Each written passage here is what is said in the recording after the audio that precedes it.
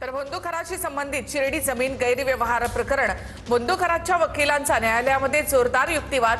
फिर्यादी जमीन मालकाने गुन्हा दाखल करण्यास उशीर का केला असा सवाल खरातच्या वकिलांनी केला।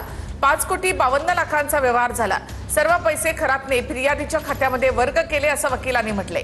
दरम्यान बंदूक खरातला राहता सत्र न्यायालयामध्ये हजर करण्यात आले।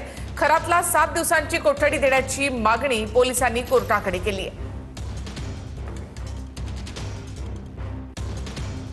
तर बंदूकराच्या वकिलाचा कोर्टामधला युक्तिवाद आपण पाहूया। फिर्यादी जमीन मालकाने गुन्हा दाखल करण्यास उशीर का केला असा सवाल खरातचा वकील करतोय।